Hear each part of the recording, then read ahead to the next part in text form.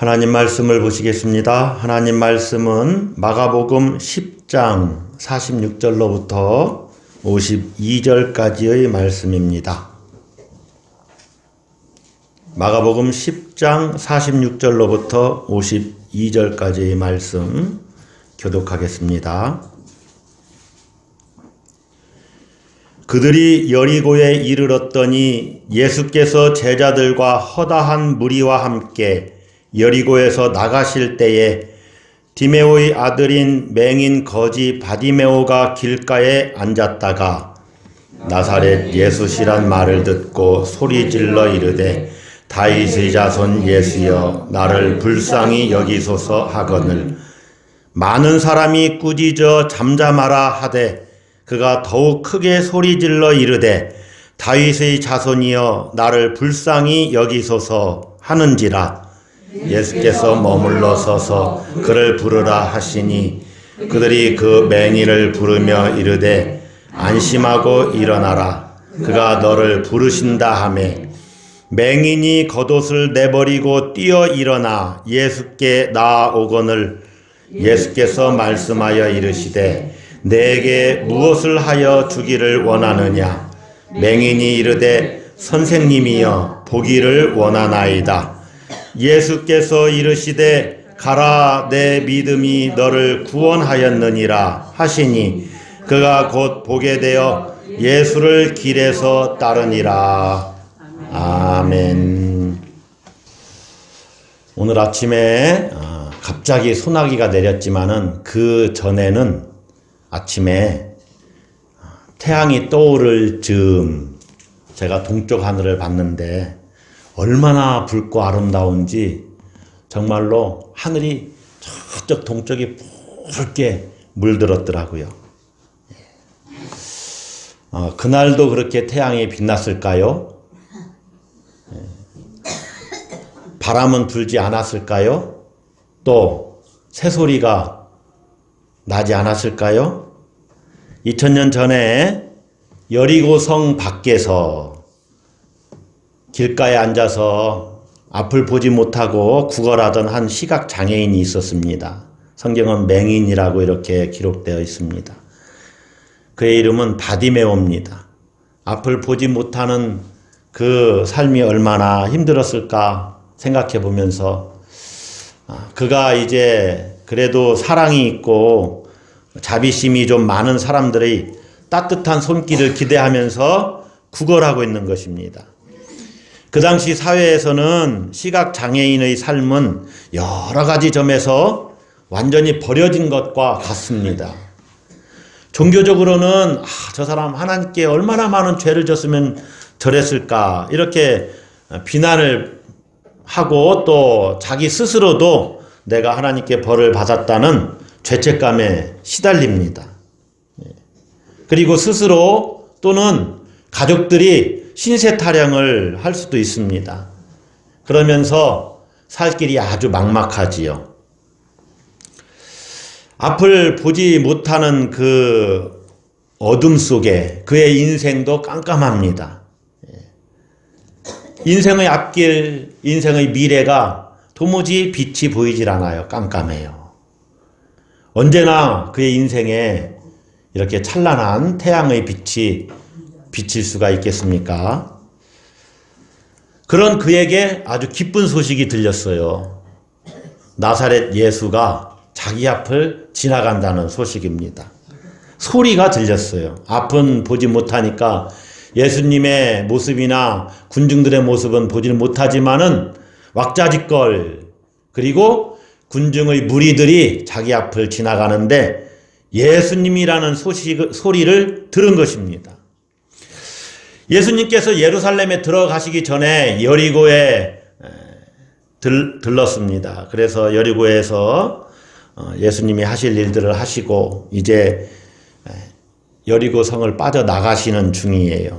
여리고는 예루살렘 북동쪽 한 1시 방향 정도에 여러분 보시기에 1시 방향 정도의 예루살렘 위쪽에 있는 그러한 마을입니다. 예수님이 여리고에 이르렀을 때 제자들뿐만 아니라 많은 사람들이 몰렸죠. 그 사람들은 예수님이 예루살렘에 들어가면 무슨 큰일이 일어날 것이라는 것을 예감했을 것입니다. 여리고에서 일을 마치시고 예수님이 여리고를 빠져나오는 중에 거기서 바로 이 바디메오를 만나게 된 거예요. 바디메오가 예수님 지나가신다는 소리를 듣고 소리 질러 말합니다. 다윗의 자손 예수여, 나를 불쌍히 여기소서. 소리 질러 말했으니까 다윗의 자손 예수여, 나를 불쌍히 여기소서 하고 소리를 질렀겠죠. 예. 제가 소리를 들으면 우리 교회 예배당이 떠나갈 것 같아서 소리를 못 지르는 거예요. 예. 다윗의 자손 예수여, 나를 불쌍히 여기소서.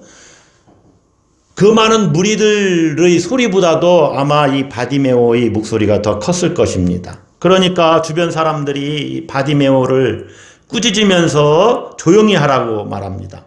잠잠하라. 바디메오가 더욱 크게 소리를 지릅니다. 다윗의 자손이여, 나를 불쌍히 여기소서.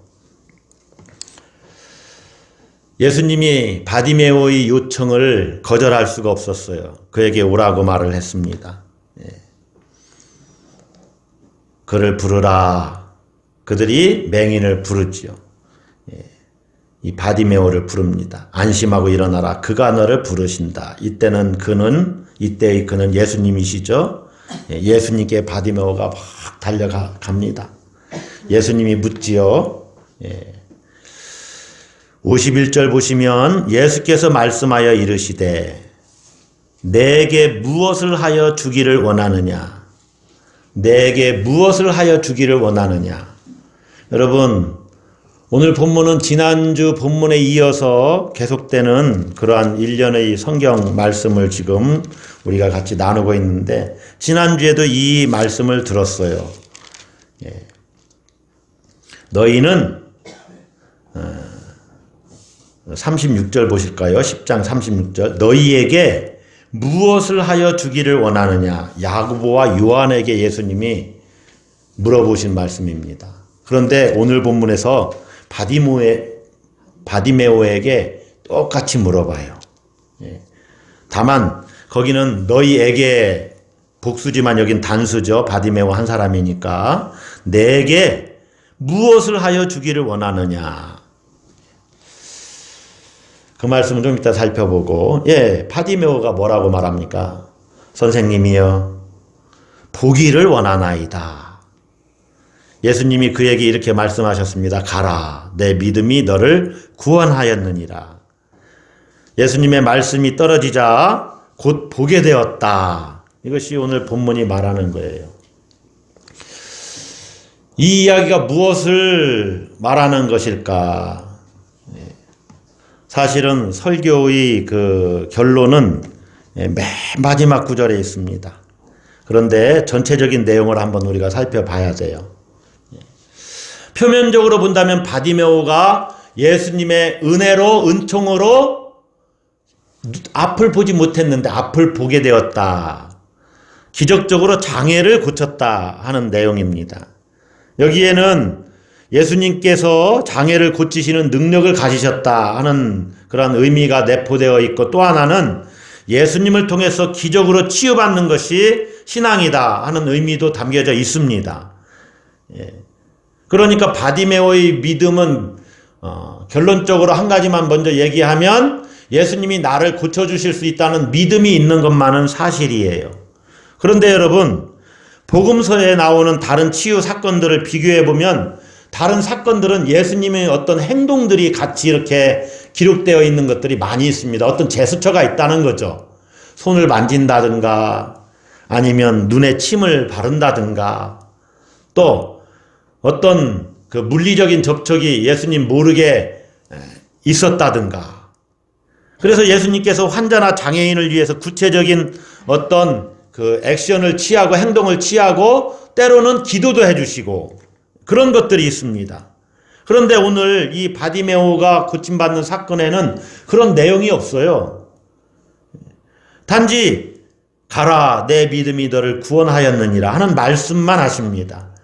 아무런 예수님의 행동도 없고 기도도 없이 말씀만 하셨어요. 그리고 여기에서는 예수님의 치유 능력이 막 강조되지를 않아요. 뭐 찬양하면서 하나님께 사셨다고 이렇게 자랑하고 이런 내용도 없어요. 오히려 바디메오의 믿음을 드러내주고 있습니다. 주님이 가라, 내 믿음이 너를 구원하였느니라. 여러분, 그러면 바디메오의 믿음은 어떤 믿음입니까? 바디메오가 예수님께 나아갔을 때 예수님께서 바디메오에게 묻죠. 내게 무엇을 하여 주기를 원하느냐. 이 물음은 아까 우리가 바로 앞에 나오는 야고보와 요한의 간구에서도 우리가 살펴봤지만, 그들에게도 주님이 물었잖아요. 너희에게 무엇을 하여 주기를 원하느냐. 그런데 야고보와 요한의 대답과 이 바디메오의 대답은 완전히 다릅니다. 야고보와 요한은 예수의 좌편과 우편 자리에 앉게 해달라고 이렇게 요구를 했지만 바디메오는 보기를 원합니다. 이렇게 대답을 했어요. 야고보와 요한은 예수님이 줄 수 없는 것을 지금 요청한 것이고, 이 바디메오는 예수님이 줄 수 있는 것을 요청한 거예요. 그래서 이 바디메오는 예스로 응답을 받게 됐지요. 내 믿음이 너를 구원하였다 하는 말씀을 들음과 함께 눈이 떠지는 놀라운 은총을 입게 됩니다. 이 바디메오의 믿음은 예수님께서 눈을 뜨게 해 주실 수 있다는 믿음이 있었어요. 그것도 믿음입니다. 믿음은 믿음이에요. 그래서 볼 수 있게 해달라고 주저없이 간구했습니다. 그런데 야고보와 요한을 한번 생각해 봅시다. 야고보와 요한은 지금 자신들의 어두움을 깨닫지를 못해요.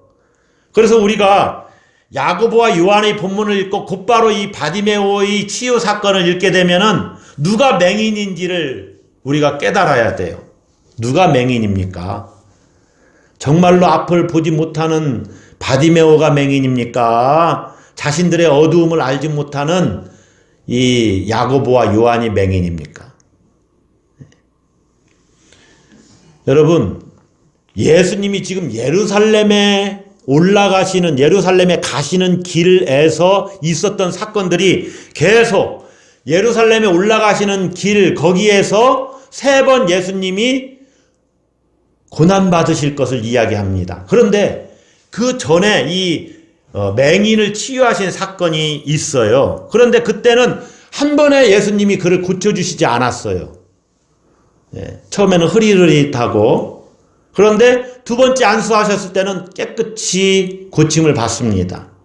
이것은 3번 예수님이 고난을 받으실 것을 이야기하더라도 그것을 깨닫지 못하는 제자들의 영적인 소경 상태를 이야기해 주는 거예요. 그러면서 점점 눈이 떠간다는 것을 예표해 주는 것이죠. 그리고 결론적으로 이 바디메오의 치유 사건을 통해서 성경 기자는 그 말하고자 하는 바가 있다는 거죠.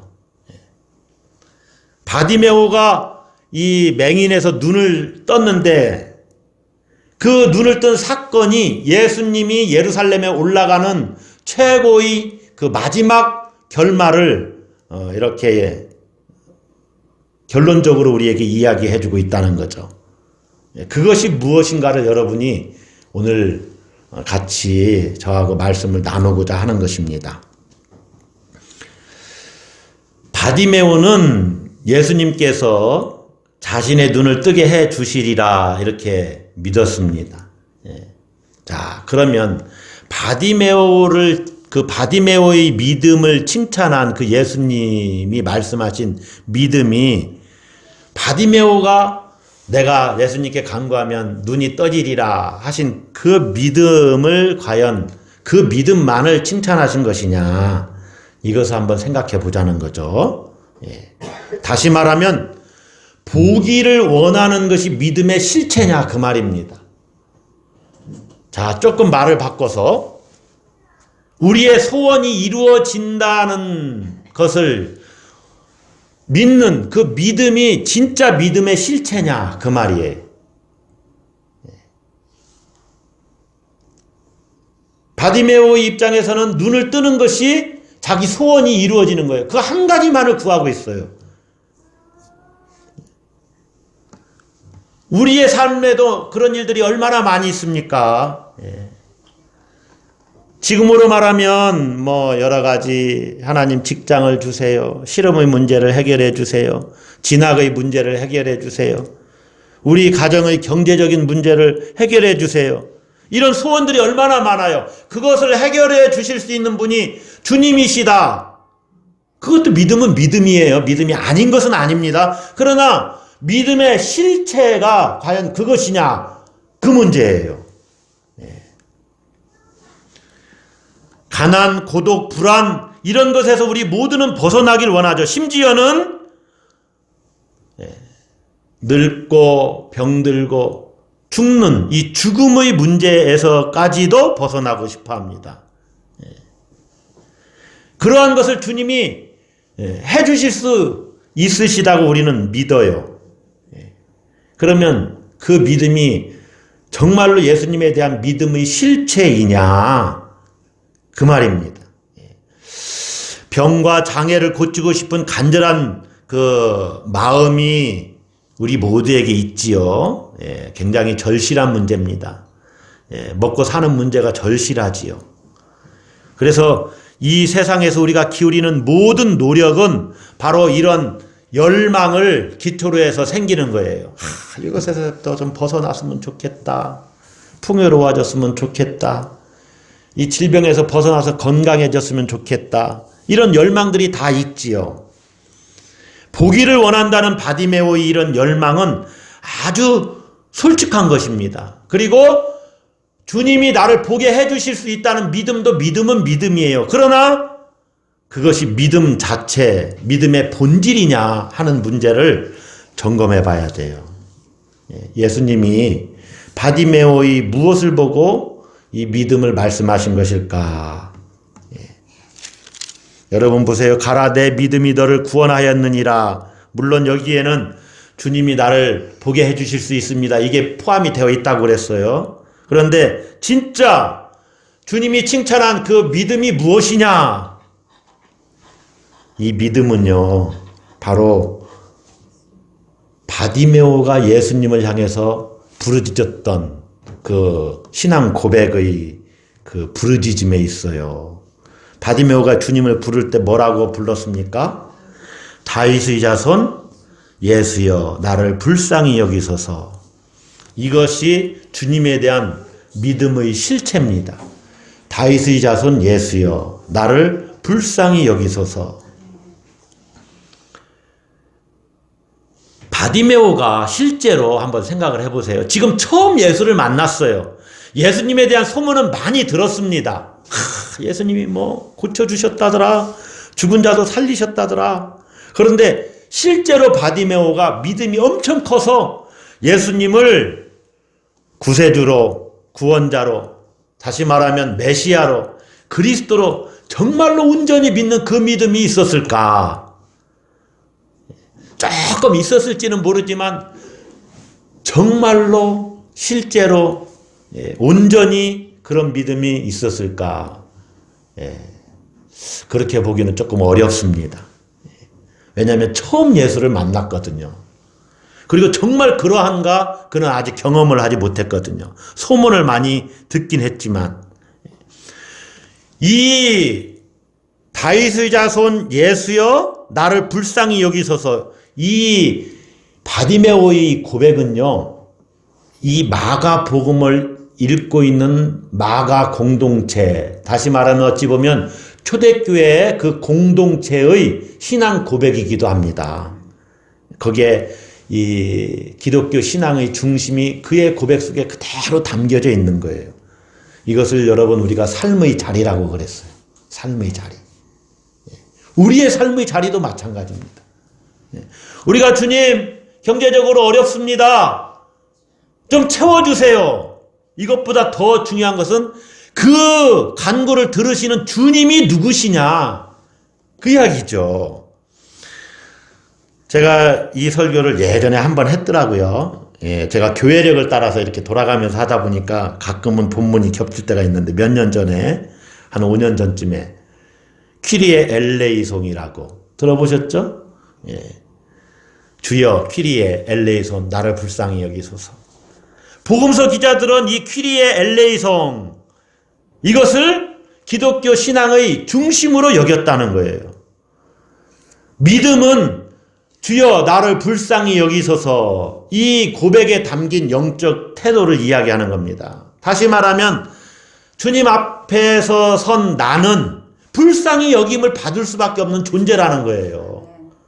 이것이 우리의 실존이라는 거예요. 여러분, 돈이 아무리 많은 사람도 심각한 질병에 걸리면 의사 앞에서 한없이 작아집니다.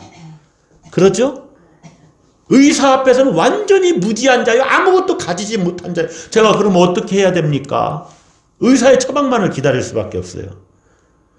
무엇과 같습니까? 우리가 이 세상의 모든 것을 다 가졌어도 주님 앞에 서기만 하면 아무것도 아닌 존재가 돼요.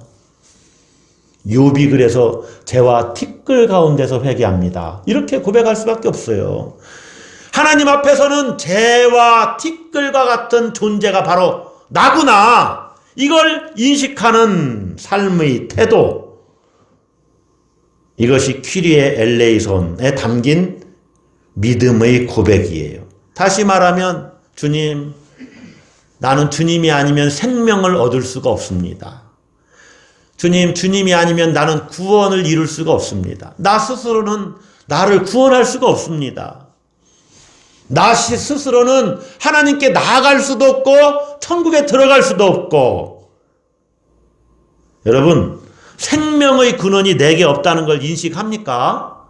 그걸 달마다 인식하면서 사는 존재, 그것이 믿음의 사람들이에요.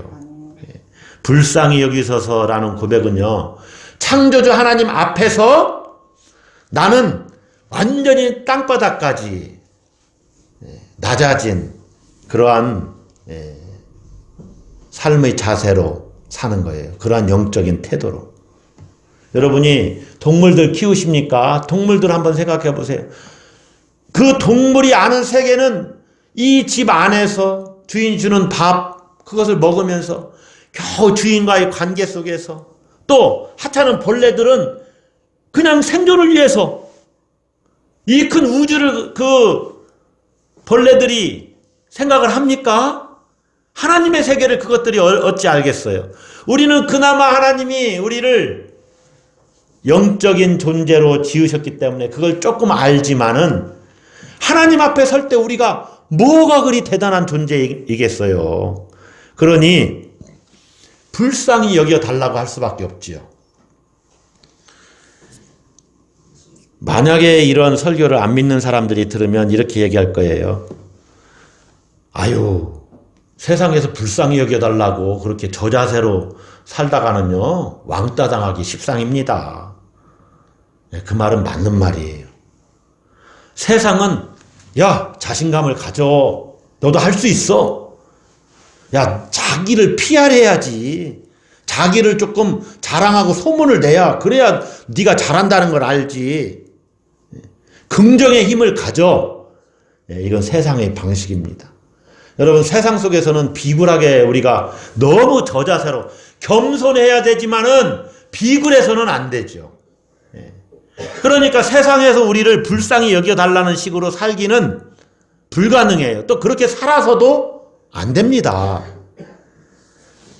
문제는 불쌍히 여겨달라는 고백을 누구에게 하고 있느냐? 이게 문제예요. 그러니까 여러분, 다른 사람들 앞에서는 절대로 불쌍히 여겨달라고 얘기를 하지 마세요. 우리 가정이 돈이 별로 없어도 사람들에게 돈 없는 티를 내지 마세요. 내가 조금 건강하지 않아도 너무 저 사람 보고 나를 좀 알아달라고 그렇게 하지 마세요. 그것은 하나님 앞에 갖고 가는 거예요. 하나님, 저에게 건강을 주세요. 건강을. 제가 세상 속에서 능력 있게 살아갈 수 있도록 건강을 주세요. 제가 다른 사람들에게도 좀 베풀고 나누면서 살 수 있도록 재력을 주세요. 하나님 저를 좀 불쌍히 여겨주세요. 이건 하나님 앞에 나아가는 태도예요. 신앙의 태도예요. 그러나 사람들 앞에서는 하나님의 자녀다움을 가지고 당당하고 떳떳하게, 왜 그런지 아십니까? 하나님의 자녀들은요, 세상 것이 좀 없다고 이렇게 너무 막 비굴하게 그렇게 사는 게 아니에요.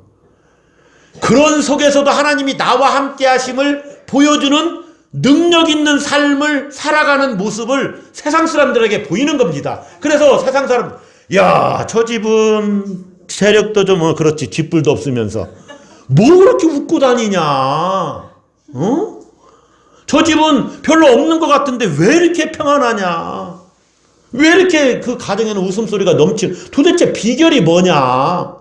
세상은 우리를 보고 그렇게 부러워해야 됩니다. 그러나 그 가정에서는 찬양하면서, 그러니까 여러분, 눈물은 밖에서 흘리는 것이 아니고 교회에서만 흘려야 돼요. 하나님, 나를 불쌍히 여겨주세요.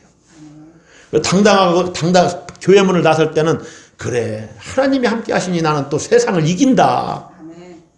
이런 태도로 살아가는 겁니다. 그래서 권력과 돈에게 비굴하게 하는 게, 비굴하게 거기에 무릎 꿇는 게 아니에요.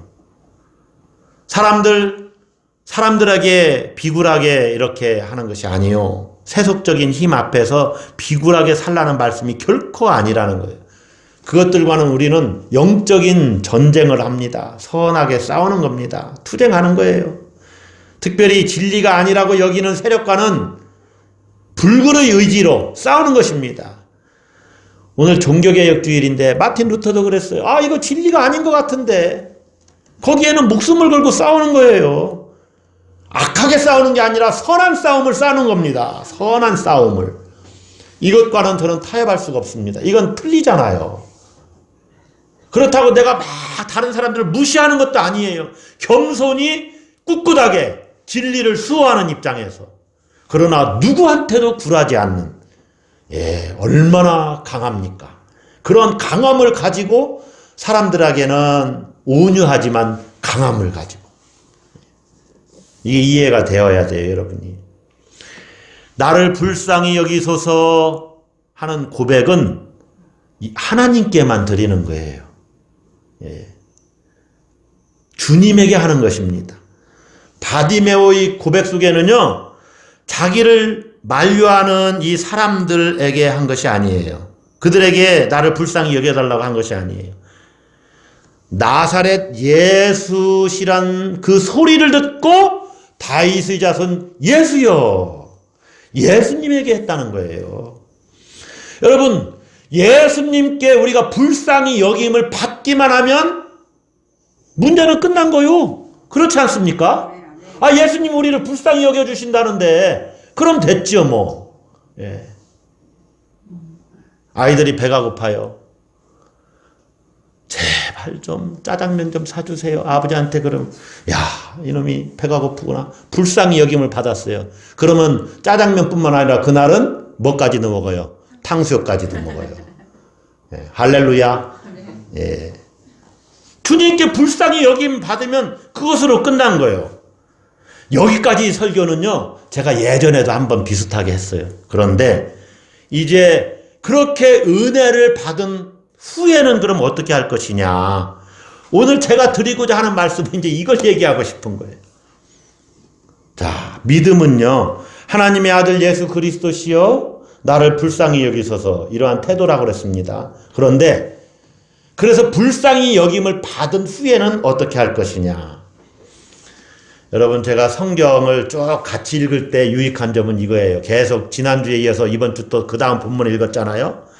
이것은요, 지금 예수님의 순한 고지, 다시 말하면 십자가를 지고 죽으셔야 된다는 이야기를 3번 했을 때, 맨 처음에는 베드로가 만류했지요. 두 번째는 누가 크냐 논쟁을 했습니다. 세 번째는 야고보와 요한이 높은 자리에 영광 중에 거하실 때 우리를 좌우편에 앉게 해주세요. 이러한 잘못된 요청을 했던 것을 우리가 말씀을 드렸습니다. 제가 시리즈로 쭉 이 성서 일과를 따라서 설교하면서 첫 번째 설교만 이번에 하지 않았는데, 자 봅시다. 예루살렘에 올라가는 길에 그런 사건들이 있었어요.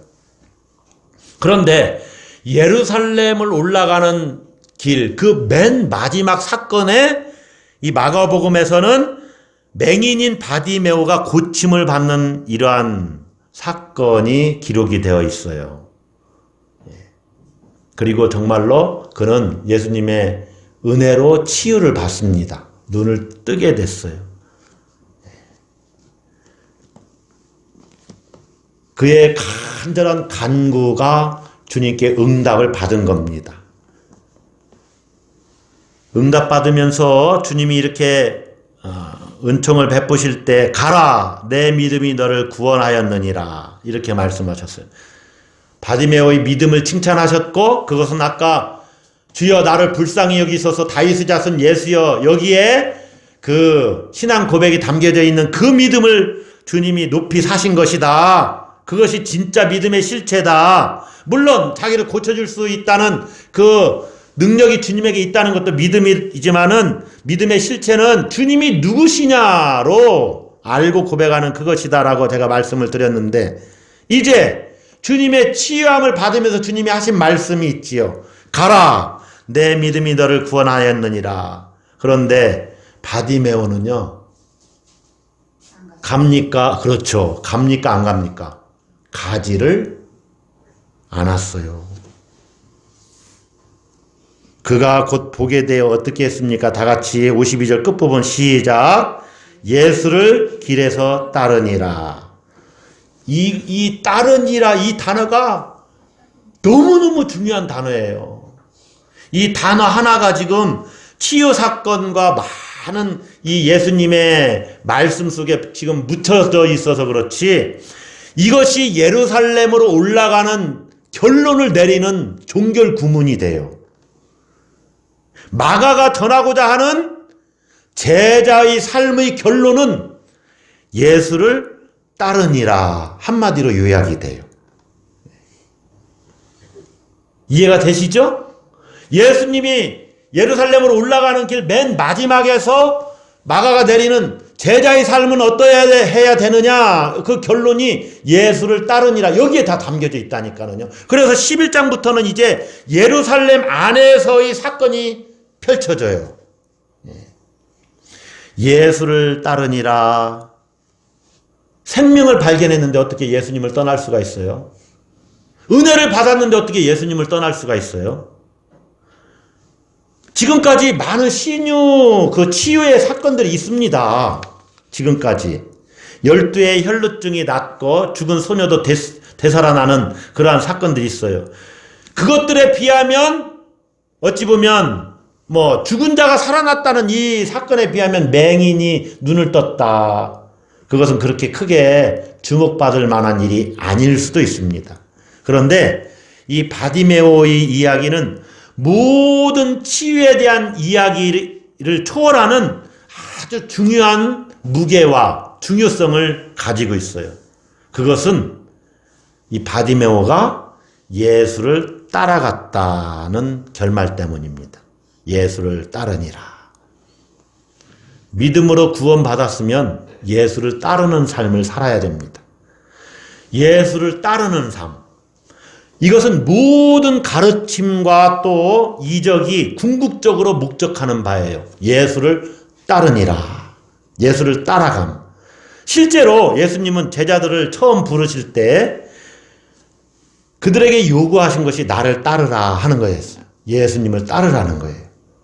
그런데 많은 사람들이 고침받았지만 예수님을 따르니라 이 구절이 함께 이렇게 결부된 것은 아니에요. 그들이 찬양은 드리고 했지만은 예수를 따르니라 이런 말씀이 없었어요. 그런데 이 여리고의 한 맹인 바디메오에게서 실현됩니다. 그래서 예루살렘을 향해 올라가는 그 대단원의 마무리가 바디메오가 예수를 따른다는 그 말씀에서 결론되어져요. 여러분, 예수를 따른다는 게 뭡니까? 예수를 따른다. 세상 모든 삶을 포기하고 교회에만 매달려서 교회 일만 해야 된다. 그런 것입니까? 아니면 뭐 선교사로 목회자가 돼야 예수님을 따르는 겁니까? 그런 게 아닙니다. 예, 세상에서의 삶 모든 것은 다 중요합니다. 각자의 역할도 있어요. 여러분 직장에서 여러분이 맡은 그 역할은 여러분이 해내야 되는 역할입니다. 다 중요해요. 바디메오가 예수님을 따랐다는 것은 이제 이런 것입니다. 십자가와 부활에 이르는 예수님의 그 운명, 거기에 자기 운명을 걸었다는 거예요. 십자가와 부활에 자기의 모든 것을 걸었다는 거예요. 그것이 예수님을 따르는 삶입니다. 그러므로 이제 정말로 은혜를 받았으면 모르겠어요. 맹인 바디메오가 지금 눈을 떴지만 나중에 다리를 다쳤을 수도 있고 어떻을지도 모르잖아요. 예를 들면 그러면 눈은 떠서 예수님을 믿었는데 다른 불행한 일이 그에게 만약에 생겼다면은 그가 예수님을 따르지 않을 것입니까? 그런 게 아니라는 거죠. 믿음의 실체는 단지 눈을 떴다는 거기에 있는 것이 아니에요. 그분이 우리를 불쌍히 여겨 주실 수 있는 다윗의 자손이라는 것입니다. 다시 말하면 그리스도라는 거예요. 메시아. 여러분, 우리는 주여 나를 불쌍히 여기소서 그러한 믿음이 있는 사람들입니다. 그래서 예수를 믿는 거잖아요. 나를 통해서는 내 능력으로는 죄와 사망의 몸에서 나를 구원할 수 없다. 나는 내 스스로 천국에 들어갈 수 없는 죄인일 뿐이다. 나에게 생명의 능력이 없다. 이런 것을 인식하고 예수님을 믿는 사람들 아닙니까? 그래서 예수님을 통해서 주시는 생명을 공급받았어요. 영생을 받았다는 거예요. 그러면 이제 우리가 어떻게 해야 됩니까? 은혜 받은 후에는 어떻게 해야 돼요? 따라서 한번 하겠습니다. 예수를 따르니라. 예, 이 말씀을 우리가 내 삶의 목적으로 삼는 것입니다. 모든 가르침과 이적과 신비 경험은 예수를 따라감이라는 목적을 향해 있어요. 그러한 것들은 예수를 따르기 위해서 예수님이 베푸신 어떤 은혜의 하나의 수단인 것 뿐이에요. 은혜를 주신 것 뿐이에요. 우리가 살아간다는 것 자체가 은혜와 기적의 연속이지만 많은 이들이 못 보고 은혜를 입으면서도 잘 모르는 것은 예수님을 그 뒤로 잘 따르지 않기 때문에 그래요. 여러분, 계속해서 맹인인 바디메오가 자기에게 눈뜨게 해준 그런 기적의 일만을 추구했다면 예수님을 믿고서 그런 기적의 일들이 안 일어난 사람들에게는 어떻게 해야 되는 것입니까? 눈을 떴다는 것은 여러분들이 영적으로 이제 영적인 눈이 열렸다는 것을 생각을 해봐야 됩니다. 그래서 정말로 눈을 뜬 사람은 이제 예수를 따르게 된다는 거예요. 할렐루야. 여러분이 예수님을 통해서 그분이 나의 구세주시여 메시아구나, 나의 그리스도이구나 이렇게 믿는다면 여러분은 눈을 뜬 사람이에요. 정말로 눈을 떴습니까? 이제 어떻게 하시겠습니까? 기도하십시다. 예수를 따라가십시오. 기도하십시다.